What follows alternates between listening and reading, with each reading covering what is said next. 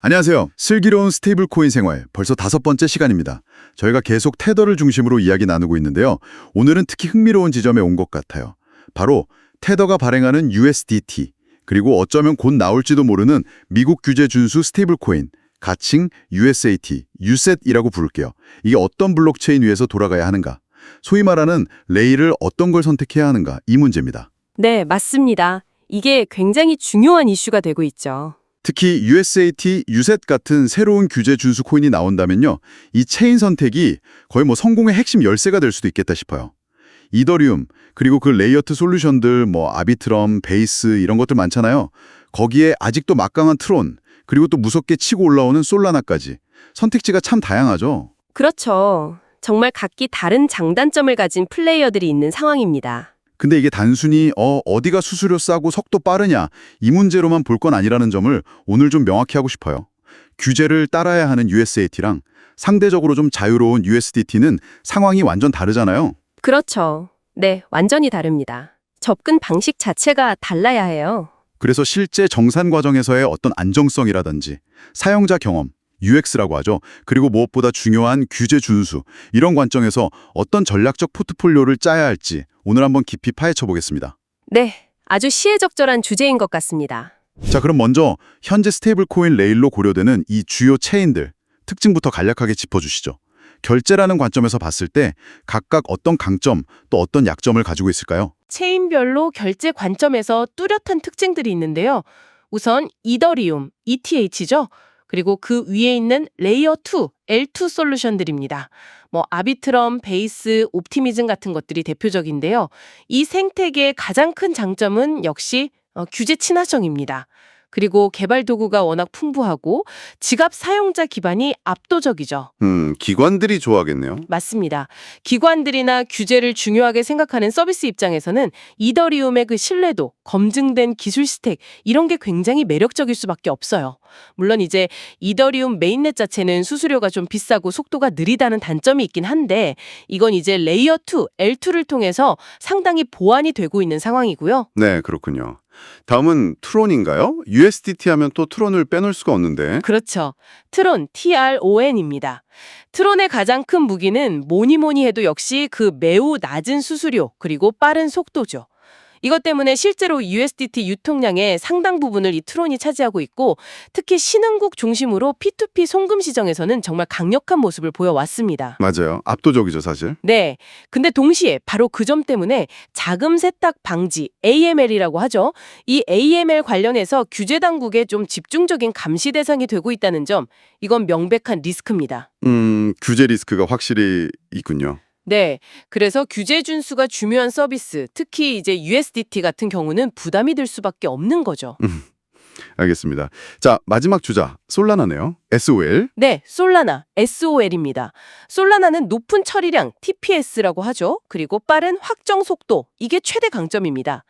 최근에 지갑 보급도 빨라지고 개발자 생태계도 막 커지면서 이더리움의 강력한 대안으로 주목받고 있고요. 네, 정말 빠르다는 이야기는 많이 들었어요. 맞습니다. 다만 과거에 몇 번 네트워크 전체가 멈췄던 사례들이 있었잖아요. 아, 네, 있었죠. 그래서 이 네트워크 안정성, 가용성 문제는 여전히 좀 숙제로 남아있다 이렇게 볼 수 있고요. 또 노드 운영이 좀 중앙화되어 있다는 우려도 계속 제기되고 있습니다. 그렇군요. 정리해보면 이더리움이랑 L2는 신뢰랑 규제 쪽, 트론은 비용이랑 속도가 강점이지만 리스크가 있고, 솔라나는 속도는 정말 빠른데 안정성 이슈가 좀 남아있고, 특징이 정말 명확하네요. 네, 아주 극명하게 갈립니다. 그럼 이런 특징들을 바탕으로 USDT랑 USAT 각각 어떤 방향으로 전략을 짜야 할까요? 아까 말씀하신 것처럼 둘의 상황이 다르니까 전략도 달라야 할 텐데요. 네, 바로 그 지점이 핵심입니다. 두 스테이블 코인의 태생적인 차이, 즉 온쇼어냐 오프쇼어냐 하는 것이 전력의 방향을 결정짓게 되는데요. 먼저 미국 내 규제를 철저히 준수해야 하는 USAT, USET, 이건 온쇼어 스테이블 코인이잖아요. 네, 그렇죠. 이건 자연스럽게 이더리움 및 주요 L2를 핵심 레일로 가져가야 합니다. 규제 당국과의 소통이라든지 감사 용이성, 이런 걸 생각하면 사실상 당연한 선택이죠. 여기에 더해서 보조적인 레일로서 솔라나의 가능성을 좀 탐색해보는 전략, 이 정도를 생각해 볼 수 있습니다. 그러니까 USAT. 이더리움 L2를 메인으로 하고 솔라나를 약간 실험적으로 써볼 수 있다. 이런 거군요. 네, 그렇죠. 반면에 기존 시장의 강자인 USDT는 오프쇼어로서 상황이 좀 더 복잡합니다. 현재 트론에서 유통되는 그 막대한 물량을 갑자기 없앨 수는 없거든요. 현실적으로 불가능하죠. 네, 그건 어렵겠네요. 그래서 트론의 리스크를 철저히 관리하면서 점진적으로 비중을 조절해 나가는 게 중요합니다. 동시에 이더리움 L2나 솔라나 쪽으로 사용자를 유도하는 이런 좀 현실적인 리밸런싱 전략이 필요하다고 봅니다. USDT는 기존 상황 때문에 좀 더 복잡한 줄타기를 해야 하는군요. 단순히 기술만 볼 게 아니라 규제 환경, 기존 시장 점유율 이런 것까지 다 고려해야 하는 거네요. 맞습니다. 아주 다층적인 고려가 필요합니다. 그럼 실제 결제라는 관점에서 이 체인들을 조금만 더 구체적으로 비교해 볼까요? 뭐 수수료, 속도뿐만 아니라 규제 대응 능력이라든지 지갑 보급률 같은 것들요. 특히 아까 잠깐 언급된 각 체인의 리스크도 같이 좀 짚어보면 더 명확해질 것 같아요. 네, 좋습니다. 결제 시스템 구축할 때 중요하게 보는 몇 가지 핵심 지표들로 비교해보고 리스크 요인까지 같이 살펴보죠. 그래야 균형 잡힌 시각을 가질 수 있으니까요. 자, 먼저 수수료. 이건 뭐 아까도 말씀드렸지만 트론이 가장 저렴합니다. 그 다음이 솔라나와 이더리움 L2둘이고요. 이더리움 메인넷이 상대적으로 가장 비싸죠. 근데 이제 L2 덕분에 이더리움 생태계 안에서도 저렴한 옵션이 생긴 거죠. 네, 그렇죠. L2가 많이 해결해줬죠. 리스크는요? 리스크 관점에서 보면 이더리움 메인넷은 가스비 변동성이 너무 커서 예측이 어렵다는 거, 이게 단점이고요. L2는 아직 수수료 모델이 완전히 안정화되었다고 보기는 좀 이른 감이 있습니다. 알겠습니다. 다음은 속도, 확정성이죠. 네, 확정성, 즉 속도입니다.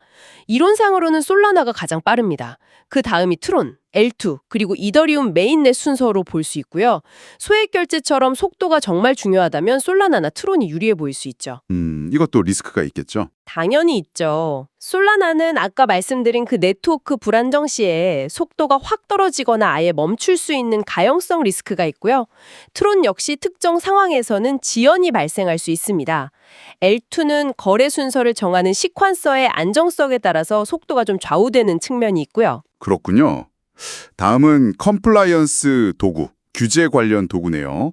이건 USAT에게 특히 중요할 텐데요. 네, 맞습니다. 컴플라이언스 도구, 예를 들어 KYC, 고객 확인 절차나 주소 평판 분석, 자금 동결 연동 같은 것들인데요. 이 부분은 이더리움 L2 생태계가 압도적으로 풍부하고 성숙해 있습니다. 관련 솔루션 기업들도 많고요. 이더리움 쪽이 확실히 강점이 있군요. 네. 반면에 트론은 주로 제3자 솔루션에 의존하는 경향이 있고 솔라나는 관련 도구들이 빠르게 늘고는 있지만 아직은 검증 시간이 좀 더 필요하다고 봅니다. 트론의 리스크는 여기서도 드러나네요. 그렇죠. 트론은 AML 관련 규제 압박이 가장 큰 리스크라고 할 수 있습니다. 규제 당국의 요구에 신속하고 효과적으로 대응하기가 상대적으로 좀 어려울 수 있다는 거죠. 이더리움 L2는 상대적으로 리스크가 낮지만 새로운 규제가 등장했을 때 생태계 전체가 발맞춰서 대응해야 하는 그런 과제는 있습니다. 네. 다음 지표는 지갑 보급률이랑 기업용 SDK군요. 이것도 중요하죠. 네, 지갑 보급률 및 기업용 SDK, 사용자가 실제로 쓰려면 지갑이 있어야 하니까요. 이더리움 기반 지갑, 메타마스크 같은 게 가장 널리 보급되어 있고 기업들이 연동하기 위한 개발 도구, SDK도 가장 풍부합니다. 트론 지갑은 주로 거래소나 OTC, 장외 거래 중심으로 많이 쓰이고요. 솔라나 지갑은 팬텀 등을 중심으로 빠르게 성장 중입니다. 이것도 리스크가 있을까요?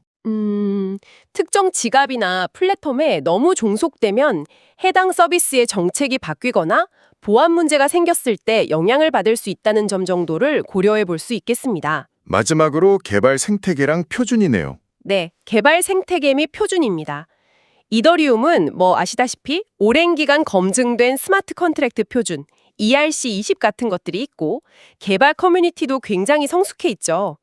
L2는 기본적으로 이더리움 표준을 따르지만 각 솔루션별로 약간의 차이나 파편화가 존재할 수 있습니다. 트론은 비교적 구조가 단순하고요. 솔라나는 빠르게 성장하면서 자체 표준과 도구들을 지금 막 만들어가고 있는 단계입니다. L2 브릿지 위험 이야기는 많이 들었어요. 네, 맞습니다. 리스크 측면에서 보면 L2 간의 자산 이동이나 통신을 담당하는 브릿지 기술은 아직 보안 사고 위험이 상대적으로 높다고 평가받고요.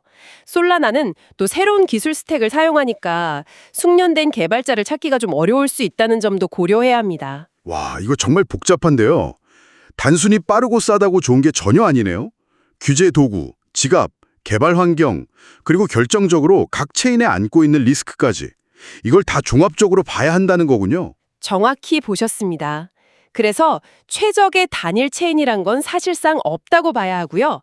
각 스테이블 코인의 목표, 예를 들어 USAT냐, USDT냐, 그리고 처한 상황에 맞는 최적의 조합, 즉 포트폴리오를 찾는 과정이라고 이해하셔야 합니다. 최적의 조합.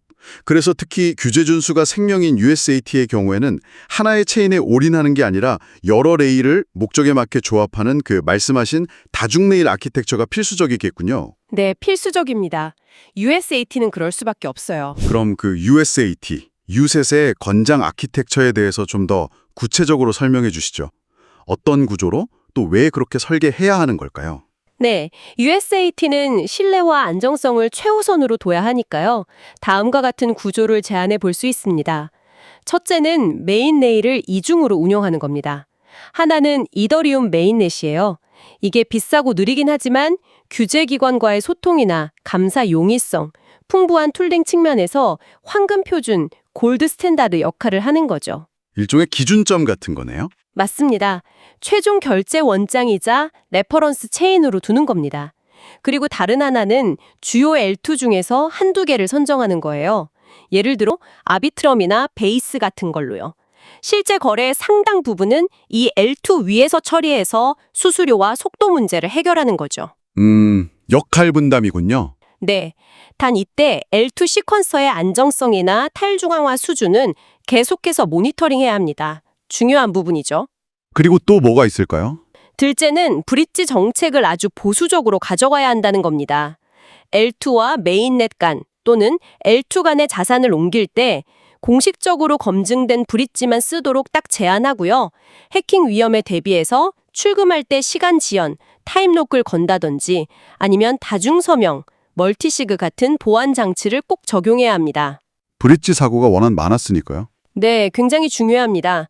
셋째는 솔라나를 보조 레일 또는 샌드박스로 활용하는 걸 고려해 볼 수 있습니다. 솔라나의 빠른 속도는 소액 결제나 POS, 판매 시점 관리 시스템 연동 테스트 같은 데는 분명 유용할 수 있거든요. 다만 아직 컴플라이언스 도구나 안정성이 이더리움만큼은 아니니까 처음에는 좀 제한적인 용도로 시작해서 점진적으로 확대하는 게 안전합니다. 파일럿 형태로요. 네, 조심스럽게 접근해야겠네요. 마지막으로 UX 레이어도 중요하다고 하셨죠? 네, 넷째, 이게 어쩌면 가장 중요할 수도 있는데요. 이 모든 복잡한 것들을 사용자 친화적으로 묶어주는 UX 레이어입니다. 사용자는 사실 어느 체인 위에서 돌아가는지, 가스비가 얼마인지 몰라도 되거든요. 쉽게 쓸 수 있어야 하죠. 그렇죠. 그게 제일 중요하죠.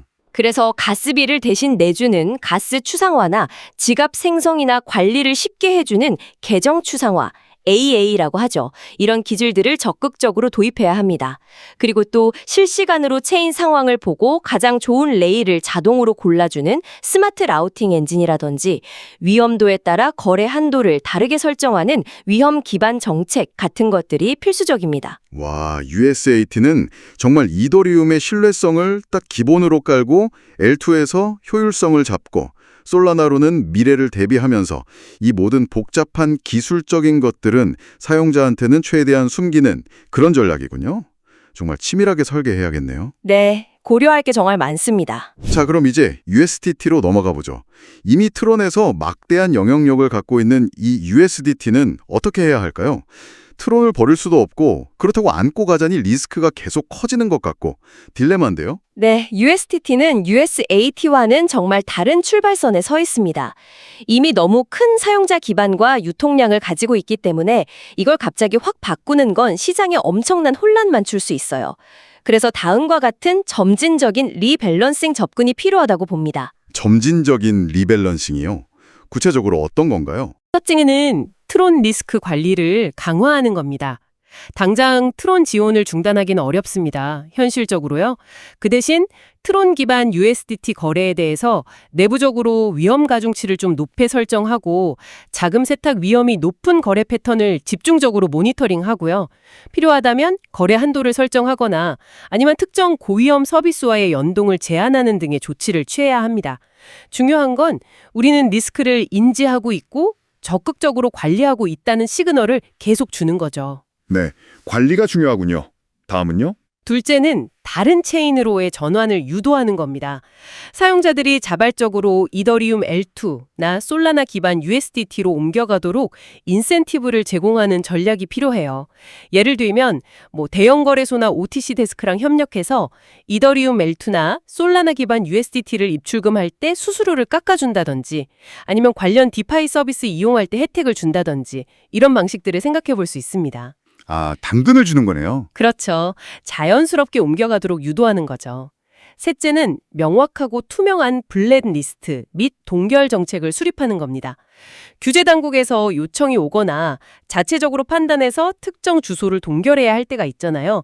그때 그 기준과 절차, 또 해제 조건 같은 것들을 명확하게 만들고 이걸 투명하게 공개해야 합니다. 이게 규제 리스크를 관리하고 사용자 신뢰를 유지하는 데 아주 중요합니다. 네, 투명성이 중요하겠네요. 마지막으로 또 있을까요? 넷째는 데이터 투명성을 높이는 것입니다. 현재 어떤 체인에서 USDT가 얼마나 돌고 있는지, 체인별로 상환 흐름은 어떤지 이런 데이터들을 실시간이나 아니면 정기적으로 매일이나 매주 대시보드를 통해서 공개하는 거죠. 시장의 불필요한 추측이나 불안감을 해소하는 데 도움이 될 겁니다. 네, USDT는 정말 기존의 성공 방정식에 안주할 수가 없고 리스크 관리하면서 체질 개선까지 해야 하는 참 어려운 과제를 안고 있군요. 네, 쉽지 않은 길입니다. 자, 그럼 이제 마지막으로 관점을 한번 바꿔보죠. 이 스테이블 코인 결제를 실제로 도입해야 하는 상점이나 결제 서비스 제공업체, PSP 입장에서 한번 생각해 볼게요. 이들은 어떤 점들을 좀 중점적으로 보고 스테이블 코인 결제 솔루션을 선택해야 할까요? 핵심 체크리스트 몇 가지만 좀 짚어주시죠. 네, PSP나 상점 입장에서는 결국 안정성, 비용 효율성, 그리고 사용자 편의성 이 세 가지가 가장 중요할 겁니다. 몇 가지 핵심만 추려본다면요. 첫째, 안정적인 다중 체인 지원입니다. 특정 체인, 예를 들어 솔라나가 잠깐 멈추거나 L2 하나가 문제가 생겨도 결제가 중단되지 않도록 최소한 2-3개 이상의 주요 체인, ETH L2나 솔라나 같은 것들을 단일 API로 매끄럽게 지원하는지 봐야 합니다. 아, 백업 플랜이 중요하군요. 네, 그리고 만약에 문제가 생겼을 때 자동으로 다른 체인으로 전환되는 페일오버 기능까지 있다면 더 좋겠죠. 둘째는 예측 가능한 총 비용입니다.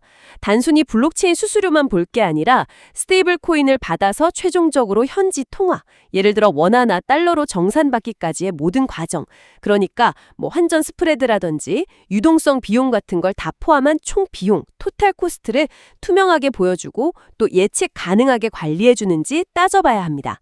숨겨진 비용이 없는지 꼼꼼하게 봐야 하고요. 네, 총 비용 중요하네요. 마지막은 정산인가요? 네, 셋째는 신속하고 유연한 정산 및 환불입니다. 특히 L2나 솔라나를 쓰면 기술적으로는 24시간 365일 정산이 가능하거든요. 그러니까 주말이나 야간에도 실제 은행 계좌로 정산이 원활하게 이루어지는지 확인해야 하고요. 또 고객 환불을 해야 할 때 솔라나로 결제했더라도 원화나 달러로 환불해 주는 것처럼 다양한 통화나 방식으로 유연하게 처리 가능한지도 중요합니다. 결국 상점이나 PSP 입장에서도 그냥 어떤 스테이블 코인 쓴다, 이게 중요한 게 아니라 그 밑단의 기술적인 안정성, 그리고 비용 구조, 정산 편의성, 환불 정책 이런 것까지 아주 꼼꼼하게 따져봐야 한다는 말씀이시네요. 그렇습니다. 겉으로 보이는 브랜드만큼이나 그 내부 시스템이 중요합니다. 네, 오늘 정말 깊고 넓은 이야기를 나눈 것 같습니다. 정리를 좀 해보자면 규제 준수가 중요한 USAT, 유셋은 이더리움과 주요 L2를 중심으로 안정성을 확보하고 솔라나로 미래를 대비하는 다중맹일 전략이 필요하고 반면에 기존 강자인 USDT는 트론 리스크를 잘 관리하면서 다른 체인으로 점진적으로 전환을 유도하는 그런 리밸런싱 전략이 필요하다. 이게 핵심이었던 것 같습니다. 네, 맞습니다. 아주 정확하게 요약해 주셨네요. 그리고 오늘 논의를 쭉 관통하는 가장 중요한 메시지가 있다면 저는 이거라고 생각합니다. 앞으로 스테이블 코인 결제 시장의 승자는요, 단순히 특정 체인의 기술이 더 뛰어나다거나 아니면 팬덤이 강하다거나 이런 걸로 결정되지 않을 거라는 점입니다. 기술이나 팬덤이 아니라면요? 오히려 사용자가 실제로 겪게 되는 그 결제, 정산, 환불 과정의 매끄러움, 그리고 눈에 보이지 않는 규제 준수 요구까지 얼마나 잘 통합된 사용자 경험, UX로 제공하느냐, 바로 이 부분이 결정적인 차이를 만들 거라고 봅니다. 사용자 경험과 신뢰. 네, 기술은 물론 중요하죠. 하지만 결국은 사용자 경험과 신뢰의 싸움이 될 겁니다. 이게 바로 승부를 가르는 핵심이 될 거라고 생각합니다. 네, 정말 중요한 지적이십니다. 기술 그 자체에 너무 매몰되지 말고 실제 사용 가치와 신뢰를 어떻게 구축할 것인가에 집중해야 한다는 말씀 깊이 새겨야겠습니다. 오늘 슬기로운 스테이블 코인 생활에서는 USAT와 USDT의 최적 체인 전략에 대해 아주 자세히 알아봤습니다. 이 복잡한 이야기는 여기서 끝나지 않습니다. 다음 시간에는 오늘 잠깐 언급되었던 컴플라이언스, 즉 규제 준수 문제를 더 깊게 파고들어서요. 스테이블 코인의 자금 동결이라든지 지역 제한, 지오펜싱이라고 하죠. 그리고 보고 프로토콜 등을 다루는 컴플라이언스 엔진 2.0에 대해서 이야기 나눠보겠습니다.